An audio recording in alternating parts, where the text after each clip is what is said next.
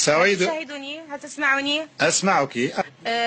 نعم أسمعك. إيطاليا تريد توقيف الهجرة السرية الغير الشرعية لأنها لا تستطيع وليس باستطاعتها. نعم. تفضلي واصل. اليوم هناك مأساة جديدة إنسانية. سيدة محجوبة. يا محجوبة. نعم. محجوبة، خلينا نطرح عليك سؤال بدون قراءة، لأنك لو تقرأي لن يكون بمثابة حوار. انظري إلى الكاميرا أولا، انظري إلى الكاميرا، لا تنظري تحت، انظري إلى الكاميرا أمامك. إيطاليا تطالب بمساعدات لأنها لا تستطيع مساعدات ثانية. يصل أنا عايز جملة مفيدة، قول لي جملة مفيدة عشان أفهمك.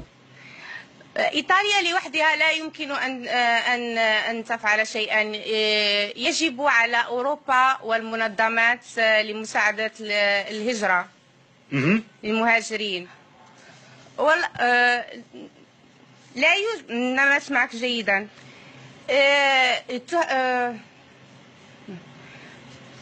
لم أسمعك جيدا. جاوب على أم السؤال، جاوب على أم السؤال. يوه، انتوا كلكم كده، كلكم كده بتجاوبوا على السؤال بسؤال. مساعدات. سؤال ثاني. نعم، إذن هذه بالنسبة للمنظمات، ولكن بالنسبة للحكومة كحكومة، يعني الحكومة دائما تقول الحكومة لا تريد مساعدات، لا تريد إعطاء مساعدة للمهاجرين، تريد إيقاف، لا تريد المهاجرين أن يدخلون إيطاليا. العملية مستمرة، واليوم نرى في التلفزيون أن يحاولون أن يسفرون المهاجرين إلى سردينيا لأن في كالابريا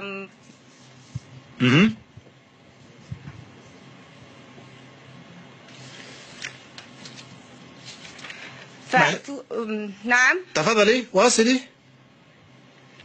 بتجمعي فمك ولا نمشي نجمعك شمال؟ هتقد نخرجوا.